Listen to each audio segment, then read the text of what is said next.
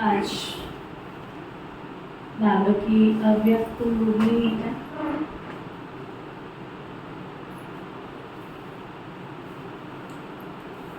पच्चीस 11/95 की 95 की।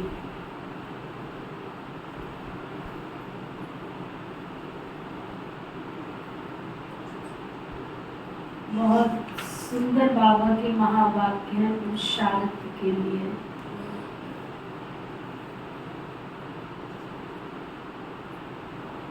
हमारा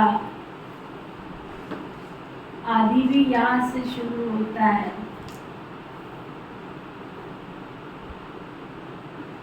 और समाप्ति भी यहाँ से पूरी होती है।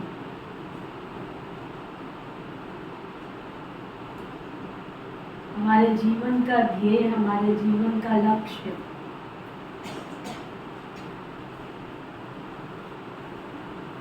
जहाँ से प्रारंभ होता है।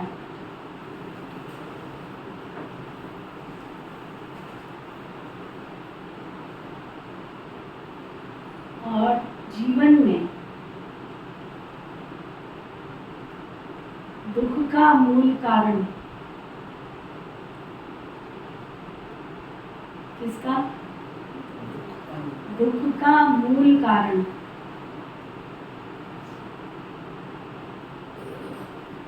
जो भी बातें हैं, उनसे विरक्त होना, उनसे मुक्त होना, उनसे छूटना, तभी हमारी आगे की यात्रा प्रारंभ हो सकती है, सुख और शांति की यात्रा।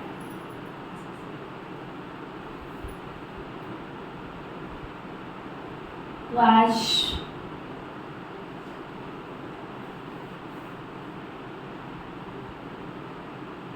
बाबा कह रही हैं, परमत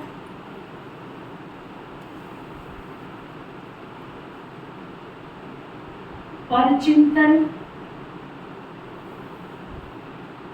और पर दर्शन से मुक्त बनो।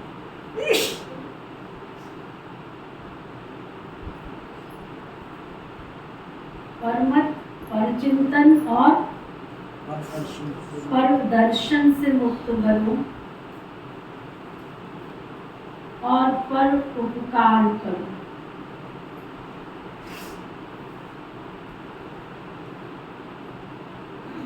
आज बाप दादा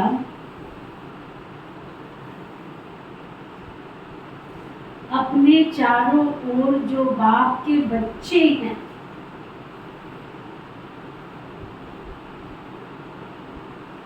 विशेष हैं, बच्चे भी हैं और विशेष हैं, उन सर्व विशेष आत्माओं को देख रहे हैं।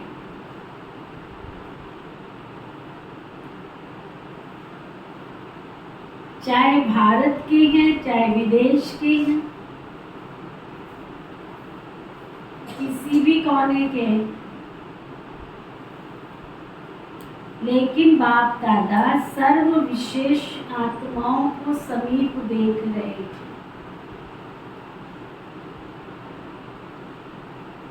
बाप दादा को अपने विशेष बच्चों को देख हर्ष होता है। जैसे आप बच्चों को बाप को देखकर खुशी होती है ना, होती है बाबा को देख के खुशी होती है? खुशी होती है तभी तो भाग भाग कर आते हो ना, कि अपने दुख पूरे करने आते हो। जो कहते हैं हम प्यार से बाबा के घर में आते, प्यार खींच के लेके आता है, वो आते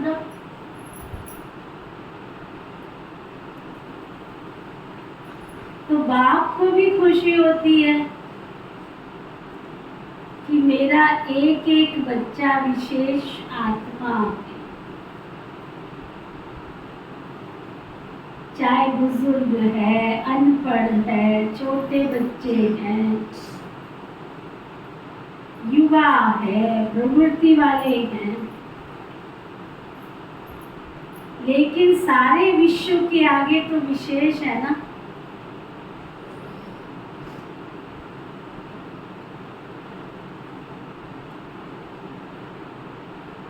चाहे कितने भी बड़े बड़े वैज्ञानिक चमत्कार दिखाने वाले भी हैं, चंद्रमा तक पहुंचने वाले भी हैं, लेकिन बाप के विशेष बच्चों के आगे तो वो भी अनजान है। पांचों ही तत्वों को जान लिया, उन्हों पर विजय भी प्राप्त कर ली, लेकिन छोटी सी बिंदु आत्मा को नहीं जाना।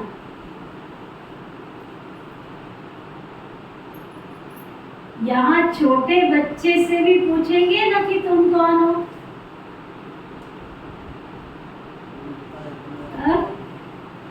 तो क्या कहेगा? है तो वो भी कहेगा मैं आत्मा हूं ना।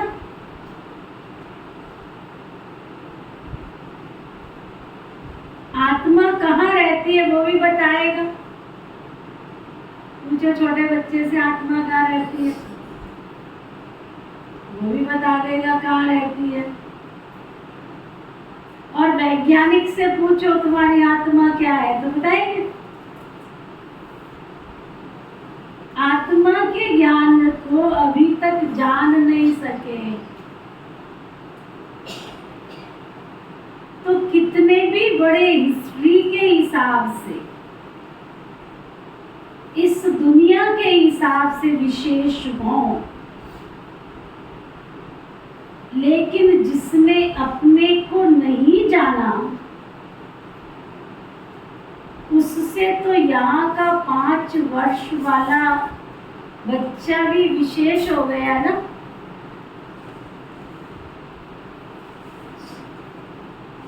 कितने छोटे छोटे बच्चे आप देखो।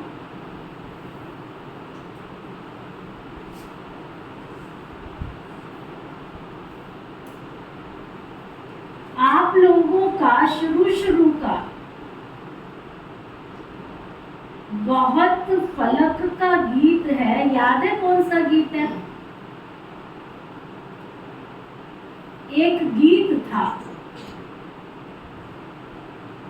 कितना भी बड़ा सेठ हो, स्वामी हो,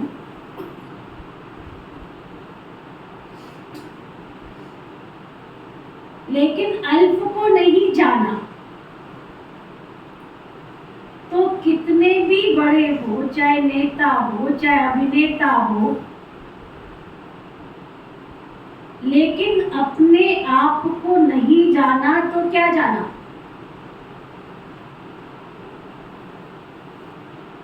तो ऐसी विशेष आत्माएं हो आप सभी।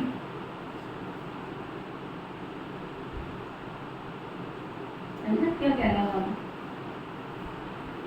समझते भी इतनी विशेष आत्माओं सोनिया?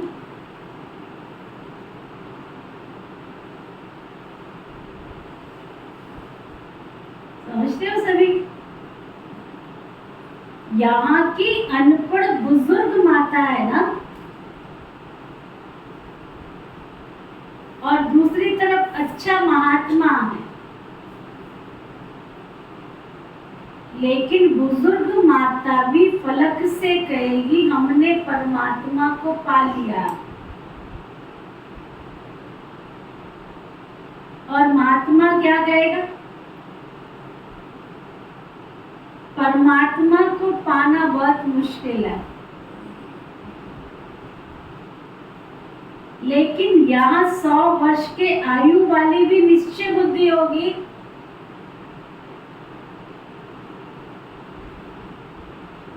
तो फलक से क्या कहेगी? अमरो माता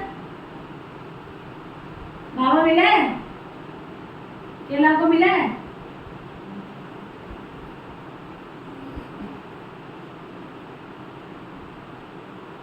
तुम ढूंढते रहो, और हमने तो जिसको पाना था उसको पा लिया।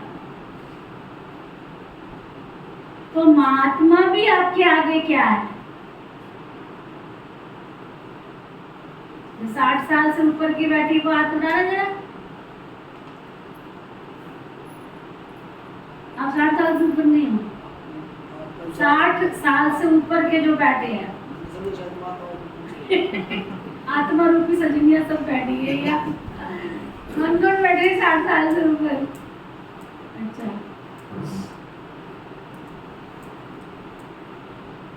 तो बाबा कहते तो महात्मा भी आपके आगे क्या है? प्रवृत्ति वाले फलक से कहेंगे हम डबल पलंग पर सोते, फिर भी इकट्ठे रहते, पवित्र रहते। क्योंकि हमारे बीच में बाप है ना, हमने तो बाबा को बीच में बिठा लिया है ना। और महात्माएं क्या कहेंगे? कहेंगे आग और कपूर इकट्ठा रहना ये तो असंभव लगता। और आपके लिए क्या है? प्रवृत्ति वाले बताओ, पवित्र रहना मुश्किल है या सहज है? हाँ, प्रवृत्ति में रहने वाले बताओ, पवित्र रहना मुश्किल है कि सहज है? सहज है या कभी कभी मुश्किल भी हो जाता है? तो जो पक्के हैं ना, वो तो बड़ी सभा हो या कुछ भी हो, फलक से कहते हैं कि पवित्रता तो हमारा स्वधर्म है, पर धर्म नहीं है। तो ऐसे अपनी विशेषता को जानते हो ना, क्योंकि नए नए भी बहुत आए हैं ना, लेकिन कितने भी नए हों, 7 दिन के बाद पाठ तो क्या पक्का हो जाता है? पवित्रता का पाठ तो पक्का है ना। बाबा पूछ रहे, पवित्रता का पाठ तो पक्का है। पवित्रता का पाठ तो पक्का है ना। इशारा भी देते हैं, कोई समझते नहीं है क्या है। तुम्हारे से तो ये लाइट बढ़िया है, यहाँ से इशारा करती हूँ तो लाल नीली पीली हरी हो जाती है, बोल भी देती हूँ तो भी नहीं समझ में आता।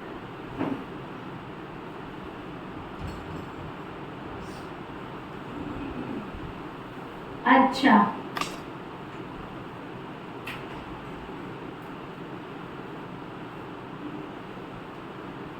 तो बाबा कह रहे हैं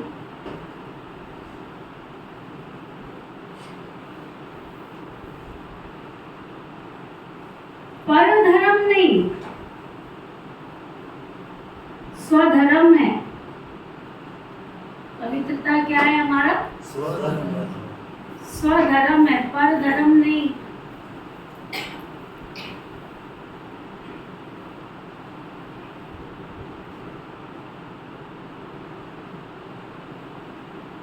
तो स्वधर्म सहज होता है या मुश्किल होता है? अब पवित्रता परधर्म है, लेकिन पवित्रता हमारा स्वधर्म। तो ऐसे अपनी विशेषता को जानते हो ना, क्योंकि नए नए बहुत आए हैं ना, लेकिन कितने भी नए हो, पवित्रता का पाठ तो पक्का है ना। और बोल भाई, आपकी गीता पाठ चला था, क्या हाल है? ओके, पूछा है सबसे, पवित्रता का चार्ट लिया है? तो बाबा कहते हैं,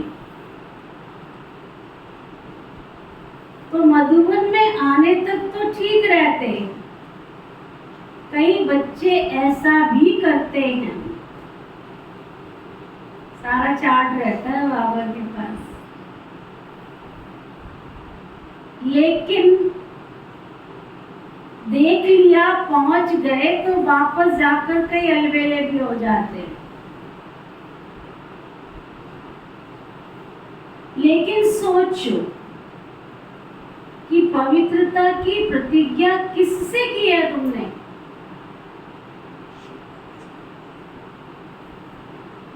आया था ना, एक से मैंने मिली तो मैंने पूछा, 6 महीना, कोई साल, इसको थोड़ी पवित्रता कहा जाता है, इसको व्रत थोड़ी कहा जाता है। तो देखो बाबा के पास चार्ट है बच्चों का। तो प्रतिज्ञा किससे की है बाबा पूछ रहे? बाप से की है ना।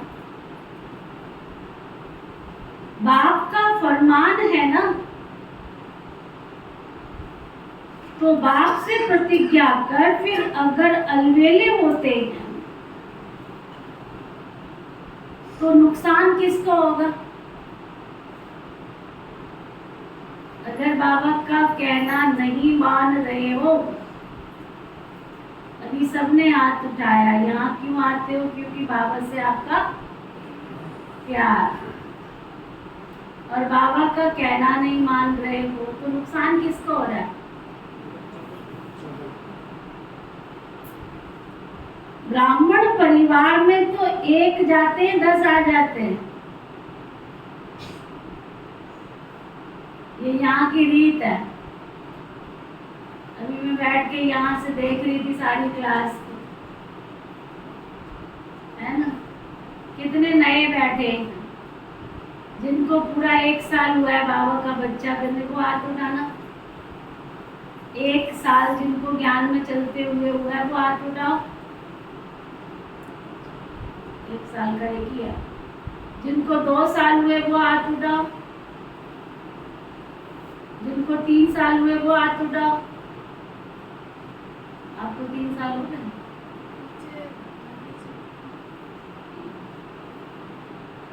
चलो, कई ऐसे सोच रहे कि ज्ञान में चले भी है कि नहीं।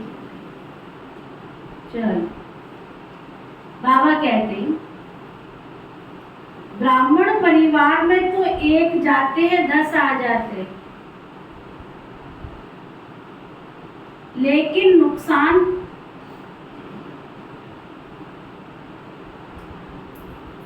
कमजोर होने का उन आत्माओं को होता है।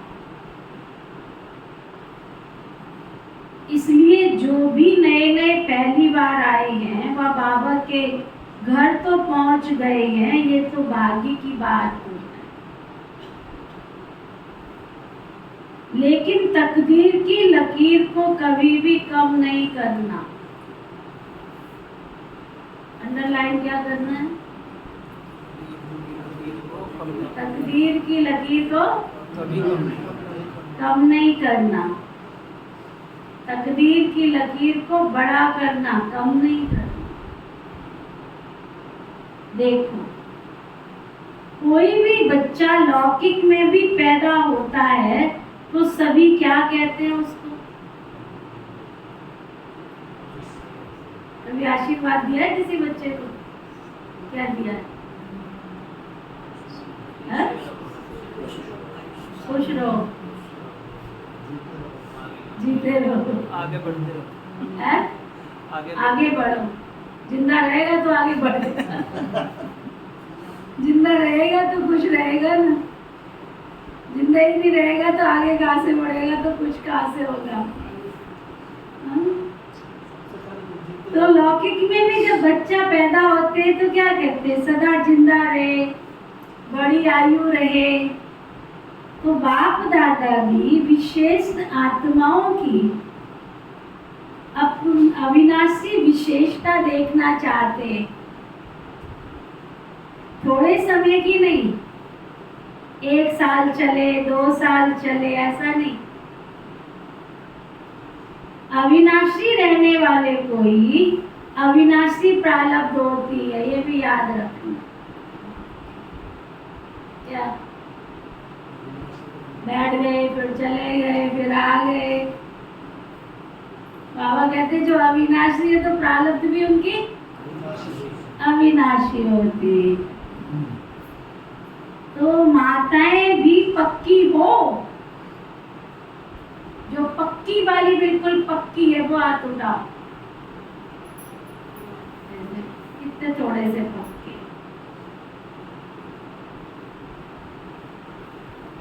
क्योंकि चाहे आप 1 साल के हो या 2 साल के हो या 4 साल के हो, चाहे आपको बाबा का बच्चा बनने में 1 साल लगा, कईयों को 2 लगा, कईयों को 4 लगा। बाबा कहते समाप्ति तो सबकी एक ही समय पे होगी, विनाश तो इकट्ठा ही होगा ना। कि आप कहेंगे हम तो 2 साल के हैं, हमारी सिल्वर जुबली हो जाए, पीछे विनाश होवे, ये तो नहीं होगा। जिनकी डायमंड होनी थी उनकी डायमंड हो गई, जिनकी प्लेटिनियम होनी थी प्लेटिनियम भी हो गई। अब मैं कहूँ क्या मेरी भी प्लेटिनियम हो जाए, तो नहीं हो पाएगी ना। इसलिए पीछे आने वाले को और आगे जाना,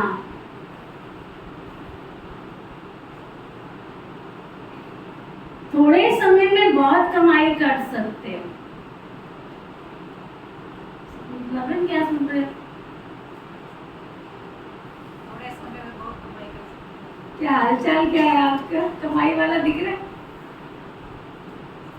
शकुंतला का, सुनीता का, है? ये कौशल्या, ये राधा, ये सब पुरुषार्थ पूरा हो गया है इनका। ये रमा का, सबका पुरुषार्थ पूरा हो गया है। न सावन हरे न भादो सूखे। इस प्रोग्राम में विधि से किस किस ने योग किया इस प्रोग्राम के निमित्त? वो हाथ उठाओ। वो चार ने। तुमने कहा किया सुनीता? घर पे किया। अच्छा, चलो उसके भी नंबर। और कईयों ने सुना देखा, इतने पेपर आ रहे हैं ना इस प्रोग्राम में, इतने विघ्न आए हैं ना। और मैं आप सबको बार बार कह रही हूँ कि अभी भी चांस से योग कर लो तो आपको सफलता मिलेगी। आप सोचो केवल नीति दीदी करने से होगा, सो नहीं होता है। अकेली लकड़ी तो धुआं ही पैदा करती है, अग्नि नहीं प्रज्वलित होती। अग्नि प्रज्वलित करने के लिए संगठन के योग की शक्ति चाहिए, है ना।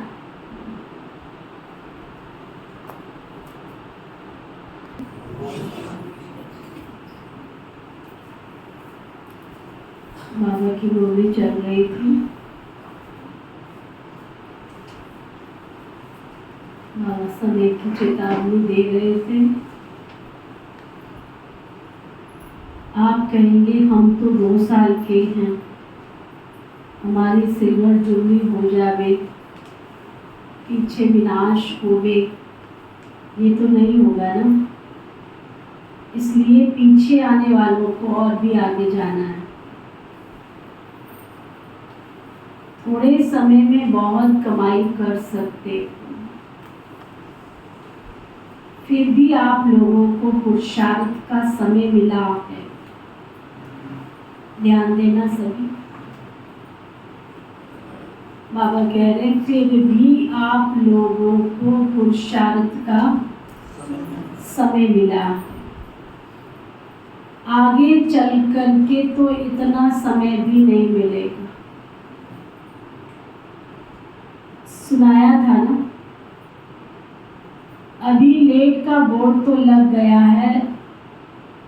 बाबा की 95 की मुरली। आप सोचो उस समय बाबा ने इशारा दिया कि लेट का बोर्ड लग गया है। बाबा ने उस समय कहा था कि लेट का बोर्ड नहीं लगा, लेकिन आप इतने वर्षों के बाद यहाँ बैठे हो तो हिसाब लगाओ। आप सभी फिर भी लकी हो। सभी अपने भाग्य को स्मृति में रखते हुए आगे बढ़ते चलना। कोई भी बातों में नहीं जाना। बातें बहुत आएंगी परंतु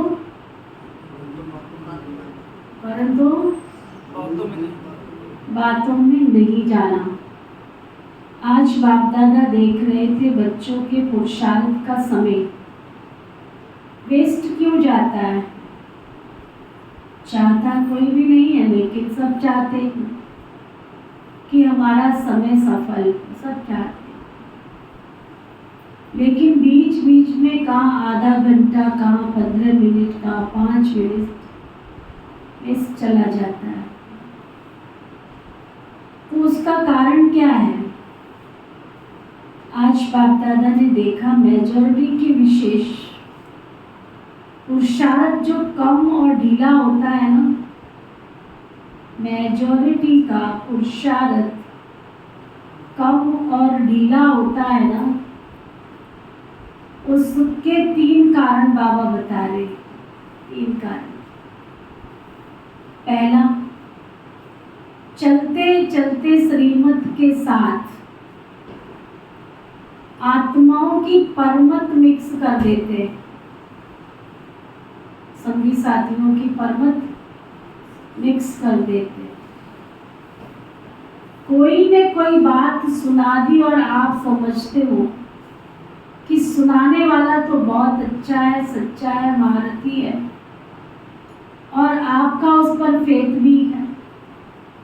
जब ऐसी कोई आत्मा आपको कोई ऐसी वैसी बातें सुनाती है जिससे इंटरेस्ट पैदा हो जाता है, समाचार तो अच्छा है, जैसे संसार समाचार अच्छा लगता है ना, तो ब्राह्मण संसार समाचार भी कईयों को बहुत अच्छा लगता है। तो आपने उस पर फेथ रख करके वो बात सुन ली, मान भी ली, समा भी ली, कट नहीं किया, तो बात सच्ची भी है, समाचार सच्चा भी है, सब झूठा तो नहीं होता, कोई सच्चा भी होता है। लेकिन अंडरलाइन करो, बाप का फरमान क्या है? बाबा का फरमान क्या है? कि ऐसे समाचार भले सुनो, है बाबा का फरमान। खड़े हो जाओ, गली में जाके सुनो 4 बार, फोन पे कर लो, चाय पीने चले जाओ, दिया बाबा ने छुट्टी? नहीं, जिससे आपका कनेक्शन नहीं है, क्या सुन रहे हो? जिन बातों से आपका कनेक्शन नहीं है, सिर्फ दिलचस्प समाचार, आप कुछ कर नहीं सकते, सिर्फ सुन लिया, तो वह समाचार बुद्धि में तो गया, तो क्या होगा? टाइम वेस्ट हुआ या नहीं? और बाप की श्रीमत में परमत मिक्स कर दी, क्योंकि बाप की आज्ञा है सुनते हुए भी नहीं सुना, तो आपने सुनाई क्यों? उसकी आदत डाली। मानो एक बार आपको समाचार सुनाया, आपको बहुत अच्छा लगा, नई बात है, ऐसा भी होता है, ये पता तो पड़ गया ना, लेकिन एक बारी आपने उसकी बात सुनी, दूसरी बारी को कहाँ जाएगा? हाँ, दूसरी बारी कहाँ जाएगा? आपके पास ही आएगा ना।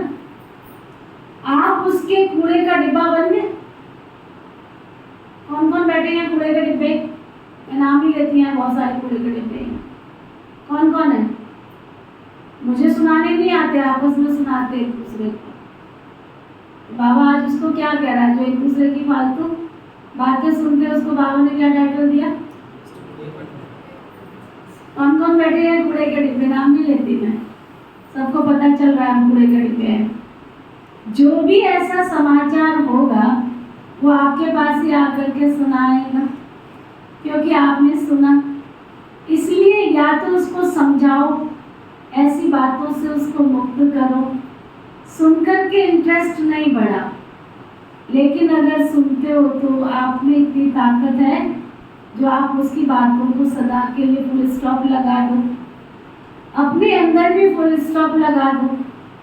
जिस व्यक्ति का समाचार सुना, उसके प्रति दृष्टि व संकल्प में भी घृणा का भाव बिल्कुल नहीं हो।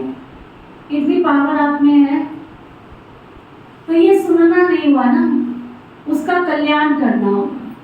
लेकिन रिजल्ट में देखा क्या जाता है? मेजॉरिटी थोड़ा थोड़ा किचड़ा इकट्ठा होते होते होते होते घृणा भाव व चाल चलन में अंतर आ जाता है और कुछ भी नहीं होगा। तो उस आत्मा के प्रति सेवा करने की भावना नहीं होगी, भारीपन होगा। इसको कहा जाता है श्रीमत में परमत मिक्स करना। समाचार तो बाप दादा भी सुनते हैं, लेकिन होता क्या है? मेजॉरिटी का भाव बदल जाता है, सुनाने में भी भाव बदल जाता है। एक आकर कहते मैंने देखा है कि ये दो बात कर रहे थे, और एक का सुना हुआ फिर कहते नहीं नहीं खड़े भी थे और अच्छी तरह से नहीं खड़े थे, दूसरा एडिशन हुआ। फिर तीसरा कहेगा इनों का तो होता ही है।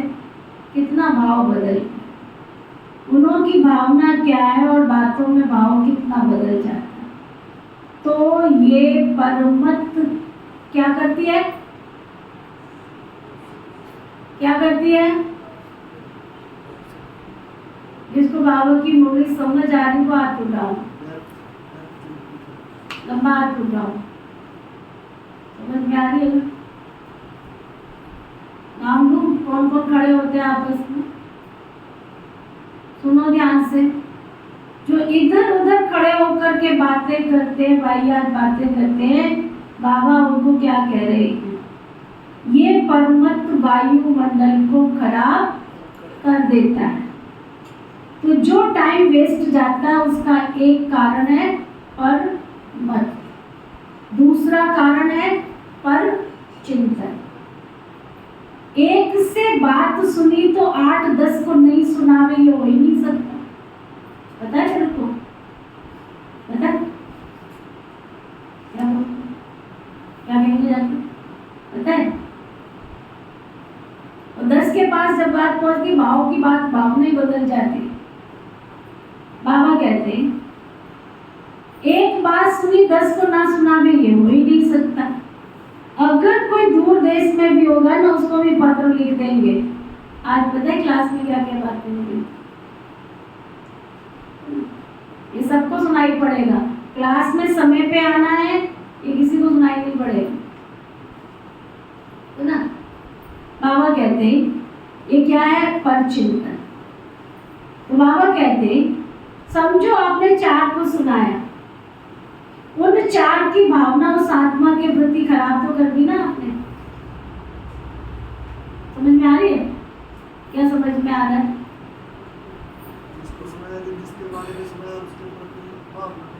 किसको समझ में आ? पीछे शीला क्या सुन रही है? मुरली ये सुनाई नहीं पड़ रहा। हाँ सुनीता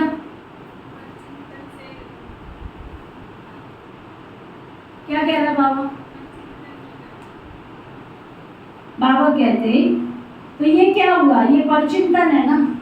समझो आपने 4 को सुनाया, उन 4 की भावना उस आत्मा के प्रति तो आपने खराब कर दी, और परचिंतन शुरू हुआ तो उसकी गति बड़ी फास्ट और लंबी होती। परचिंतन 1-2 सेकंड में पूरा नहीं होता है। तो जैसे बाप दादा सुनाते हैं कि जब किसको ज्ञान भी सुनाओ तो इंटरेस्ट दिलाने के लिए उसको कहानी की रीति सुनाओ। पहले ये हुआ, फिर क्या हुआ, फिर क्या हुआ, फिर क्या हुआ, तो इंटरेस्ट बढ़ता है ना। ऐसे जो परचिंतन है वो भी इंटरेस्टेड होता है, तो उसमें दूसरा सोचेगा फिर क्या हुआ, ऐसे हुआ, अच्छा हाँ ऐसे भी हुआ होगा, अच्छा तो ये बड़ी कहानी लंबी। बाप दादा तो सबकी दिल की बातें सुनते भी हैं।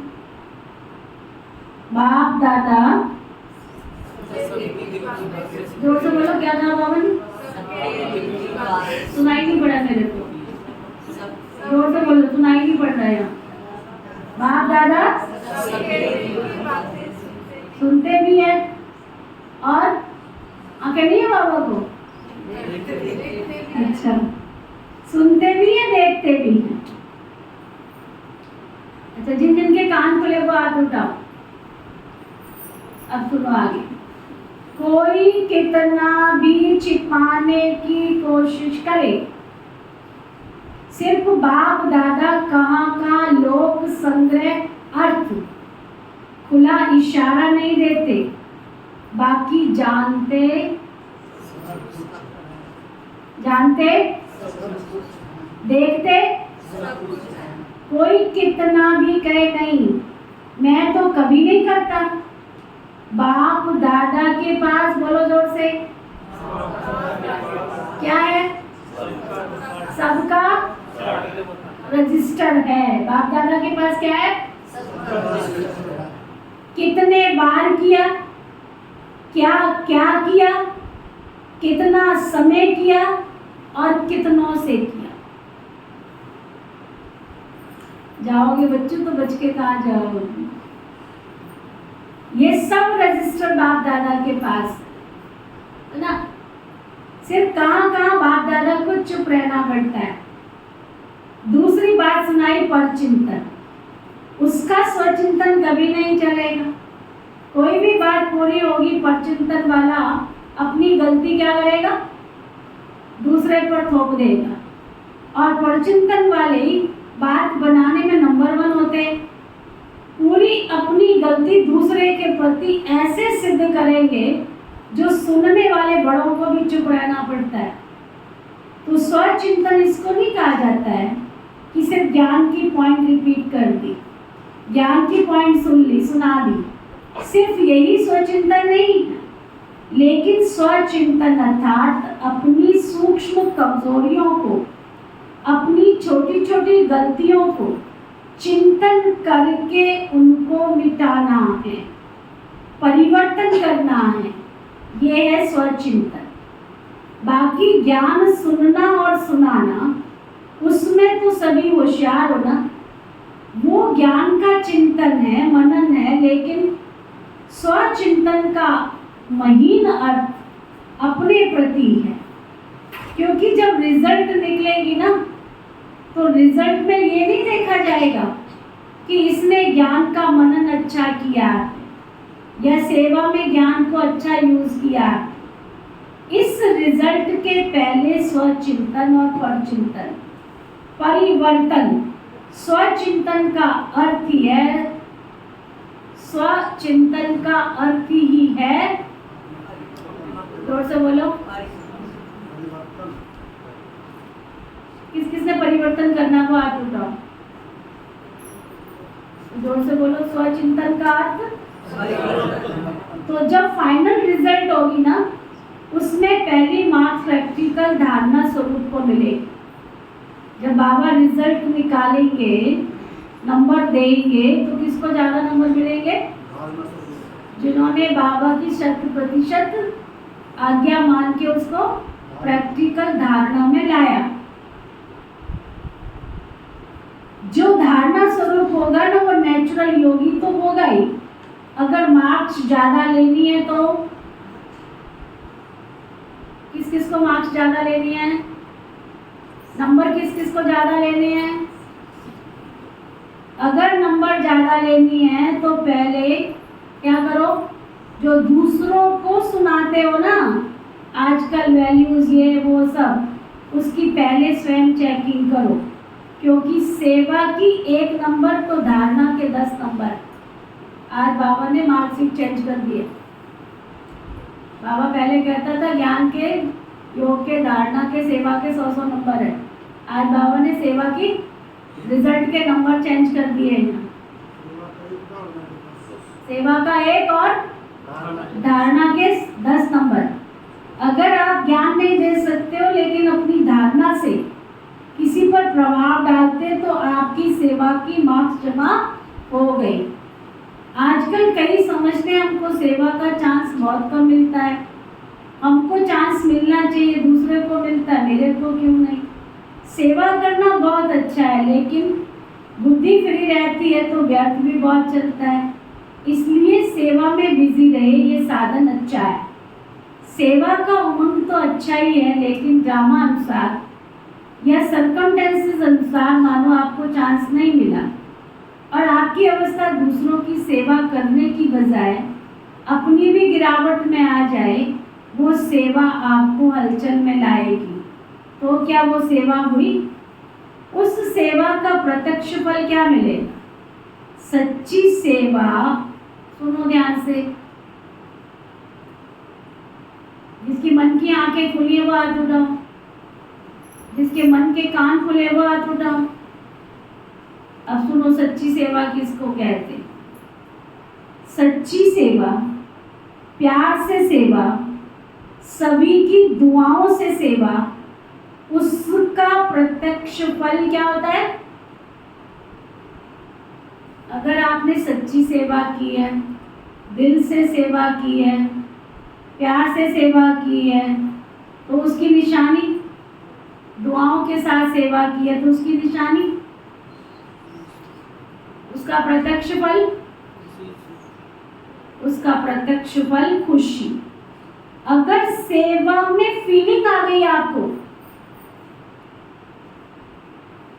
क्या कह रहे बाबा, अगर सेवा करते हुए आपको फीलिंग आ गई तो यहाँ ब्राह्मण फीलिंग को क्या कहते हैं, फ्लू। और फ्लू वाला क्या करता है, जिसको फीवर होता है, बुखार होता है, वो क्या करता है, सो जाता है, खाना नहीं खाएगा, सो जाएगा। यहाँ भी फीलिंग आती है तो या तो खाना छोड़ेगा या रूठ के घर में जाके बैठ जाएगा। तो ये फ्लू हुआ ना, बाबा का जो भोजन चल रहा है मुरली, और मुरली छोड़ के चले गए और कहाँ बैठ गए जाके, घर में। तो बाबा कहते हैं ये क्या हुआ, ये फ्लू हो गया। तो आप धारणा स्वरूप हो, सच्चे सेवाधारी हो। स्वार्थी सेवा नहीं, एक होती है कल्याण के भावना की सेवा और दूसरी होती है स्वार्थ से सेवा। सच्चे सेवाधारी हो, स्वार्थी सेवा तो नहीं।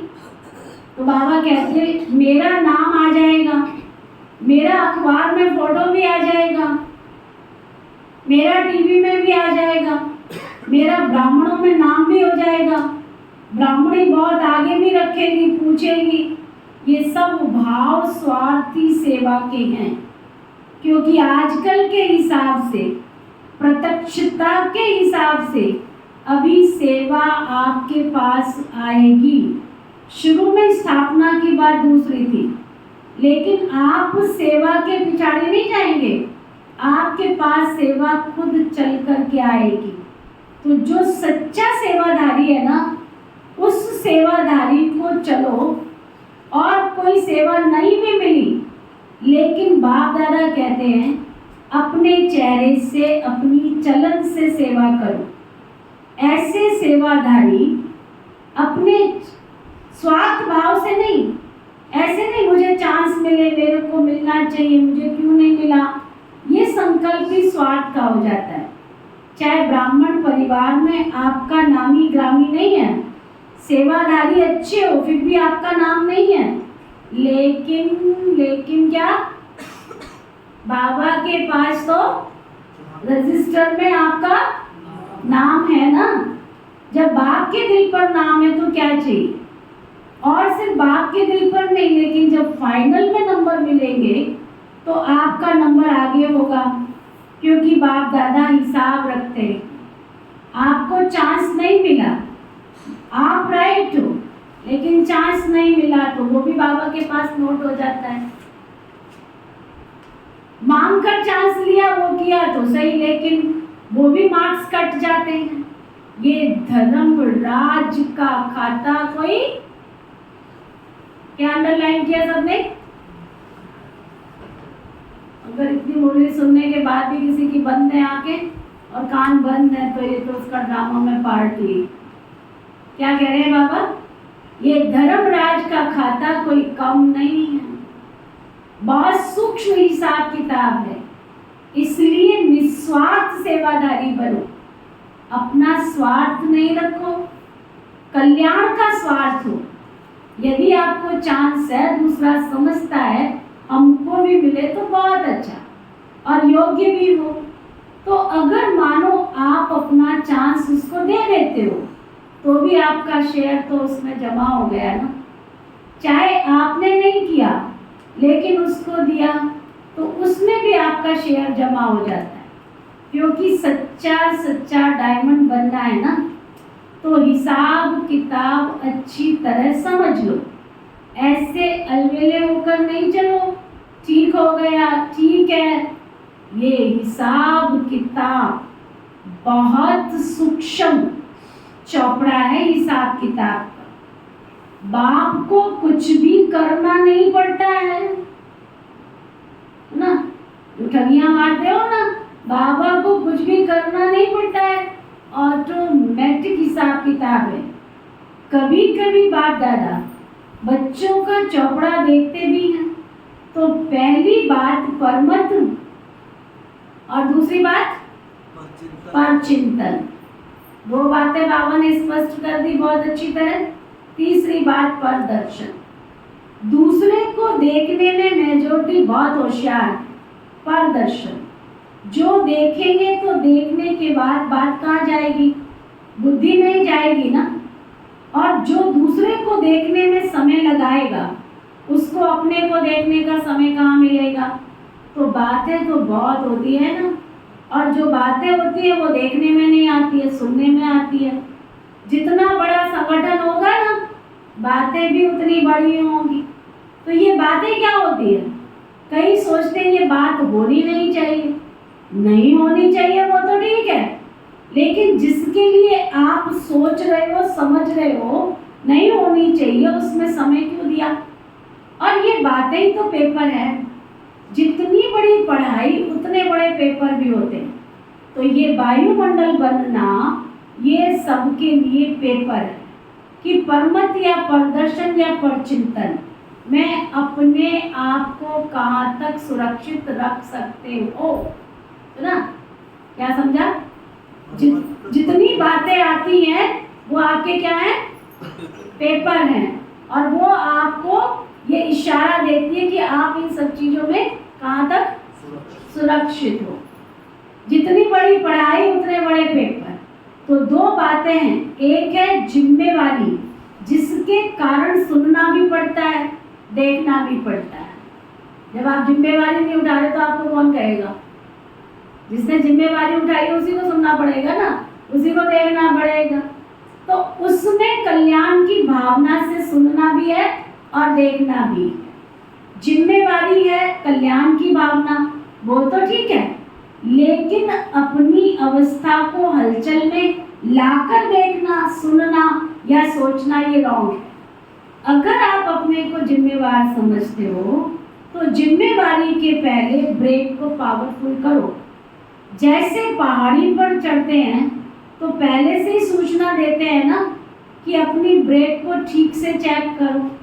तो जिम्मेवारी भी, समझ रहे हो ना, सबकी ड्यूटीज लगी हुई हैं और एक बार रिवाइज करेंगे अभी।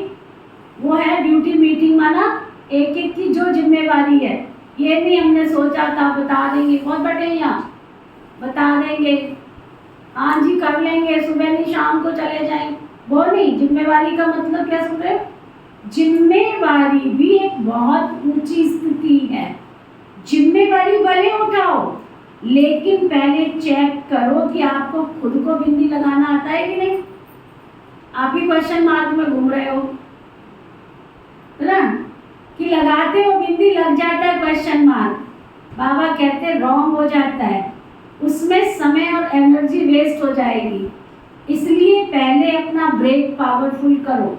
चलो, देखा सुना जहां तक हो सका, कल्याण किया, फुल स्टॉप। अगर ऐसी स्थिति है तो जिम्मेवारी लो, नहीं तो देखते हुए भी नहीं देखो, सुनते हुए भी नहीं सुनो, अपने स्वचिंतन में रहो। फायदा इसी में है तुम्हारा। तो आज पाठ पक्का क्या किया सबने, क्या पाठ पक्का किया, कितने पाठ पढ़ाए बाबा ने, बोलो जोर से। पहला नंबर, भूख लग गई है सबको।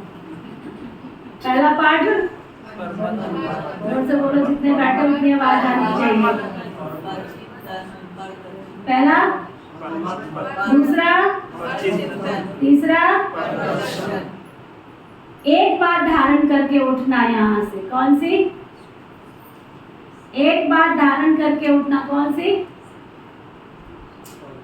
वो एक ही बात है, परोपकारी बनना है। कौन सी बात धारण करके उठना है, परोपकारी बनना है। 3 प्रकार की मत को खत्म करो। एक, पर उपकारी बनो। बनना आएगा, बाबा पूछ रहे हैं किस किस को बनना आएगा, हाथ उठाओ।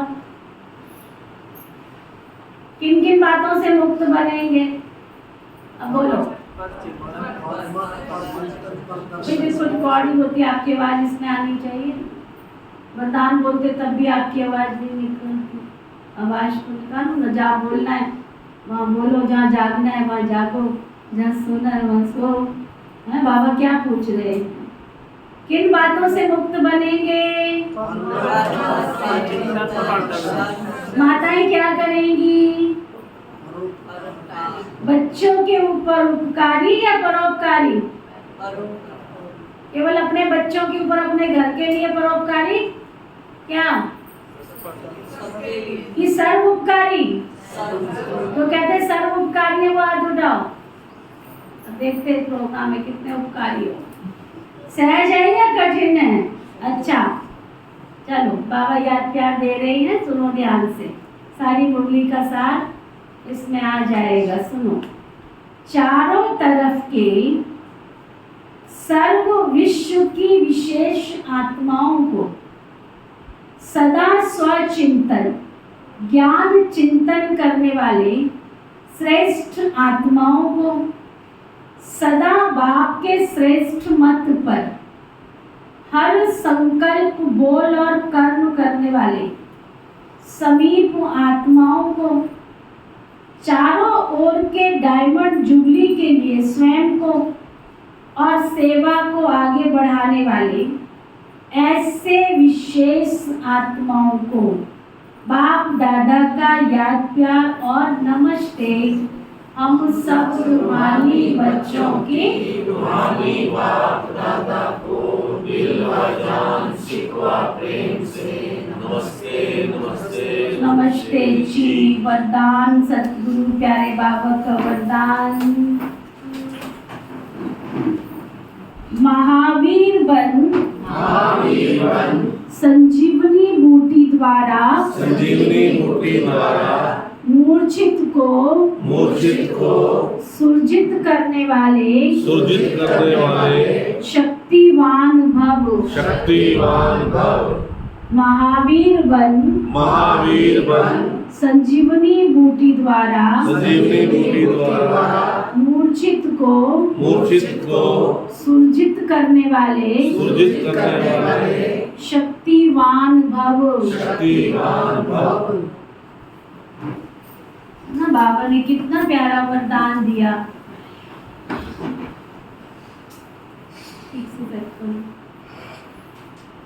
इतना सुंदर वरदान दिया। क्या वरदान दिया?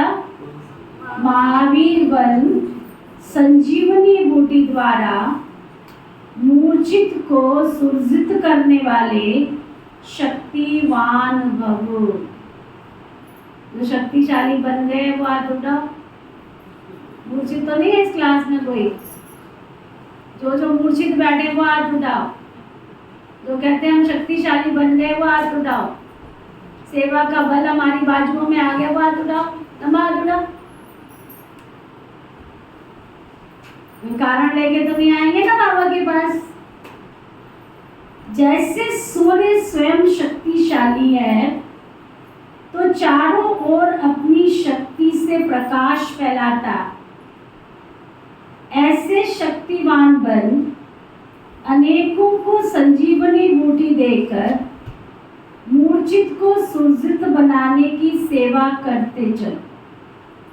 तब कहेंगे महावीर, सदा स्मृति रखो कि हमें विजयी रहना है और सबको विजयी बनाना।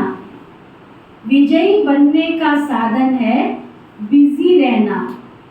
स्व कल्याण अथवा विश्व कल्याण के लिए कार्य में बिजी रहो तो विघ्न विनाशक वायुमंडल बनता जाएगा। स्लोगन, दिल सदा एक दिलाराम में लगी रहे, यही सच्ची तपस्या है। कितना सुंदर स्लोगन दिया बाबा ने। क्या? दिल सदा एक दिलाराम में लगी रहे, यही सच्ची तपस्या। दिल सदा एक दिलाराम में लगी रहे, यही एक सच्ची तपस्या है। आज का व्यक्ति इशारा।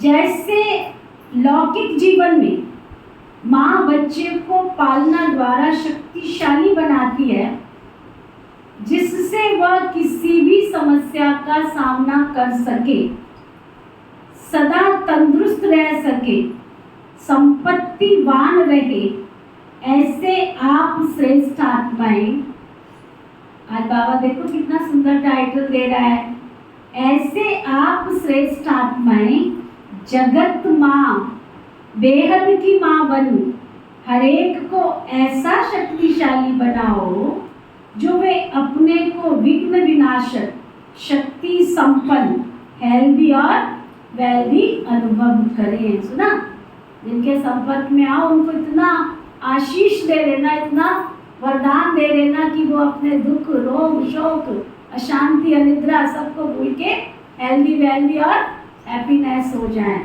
ओके, ओम शांति शांति शांति।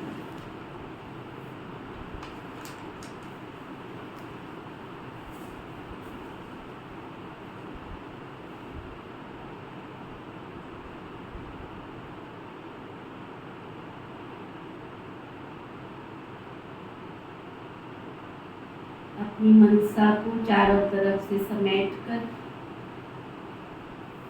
श्रेष्ठ और पावरफुल संकल्प करें। विश्व के कोने कोने में परमात्मा से आशीर्वाद प्राप्त करने, परम शक्ति से शक्ति भरने, अपने और अपने परिवार को खुशियों से भरपूर करने, मेरे घर, परिवार, गली मोहल्ला, समाज, मेरे शहर के कोने कोने से आईपीस, वीआईपीस, सभी विश्व की आत्माएं परमपिता परमात्मा से अपना 21 जन्म का अधिकार प्राप्त करने के लिए अपने ही घर प्रभु अनुभूति भवन में पहुंचती जा रही हूँ और कृष्ण की दुनिया में आने का संपूर्ण अधिकार प्राप्त कर रही हूँ।